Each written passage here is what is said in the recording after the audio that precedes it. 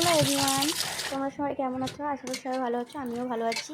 আমার নতুন ব্লগে তোমাদের স্বাগতম। আমার রান্নার আজকে মাগুর মাছ, যাকে বলে মাগুর মাছের ঝোল, হালকা পাতলা ঝোল।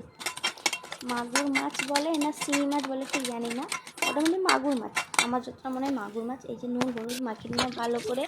এই মাছগুলো ভাজতে একটু তেল যাই লাগবে না কেন, কিন্তু কড়াই দিলে তো কড়া থেকে ছিটকায়, যাকে বলে মানে তেলগুলো ঠিক মানে এদিক সেদিক ছিটকায়। তাই জন্য আমি ঢাকনা মেরে মেরে মাগুর মাছগুলোকে ভাজবো। তো দেখতে থাকো বন্ধুরা, আমি কী কী করছি দেখতে থাকো। প্রথম তেলটা দিয়ে দিলাম। এই কড়াইতে রান্না করতে খুব ভালো লাগে, বিশেষ করে মাছ রান্না করতে খুব ভালো লাগে। তাই জন্য আমি এই কড়াইতে মাছ রান্না করছি সবসময়ের জন্য।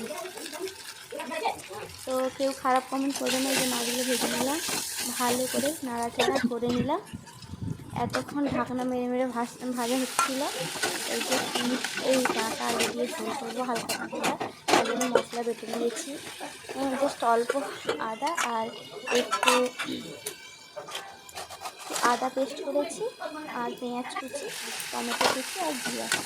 যেহেতু জিরা ঝোল হবে তাই জন্য এই যা মাছটা যে ভেজেছিলাম সেই তেলে পেঁয়াজ কুচিগুলো দিয়ে দিলাম। হালকা হালকা বাদামি নুন একটু অল্প দিয়ে দিলাম, লবণ। তো দিয়ে ভালো করে নাড়াচাড়া করে নিলাম। আদা পেস্ট দিয়ে দিলাম। আদা পেস্টটা দিয়ে নাড়াচাড়া করে টমেটো যাই ছিল দিয়ে দিলাম, সব দিয়ে নাড়াচাড়া করে ভালো করে লাল লাল ঝাল ঝাল হবে সেই রকম টাইপের মশলাটাকে কষিয়ে নিব।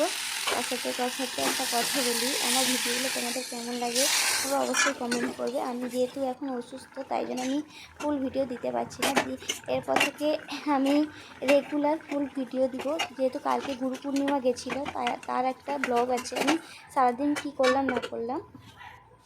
এই যে জিরা জলটা দিয়ে দিলাম, জিরা জলটা দিয়ে নাড়াচাড়া করে নুন হলুদ তো আগেই দিয়ে দিয়েছি দেখলে।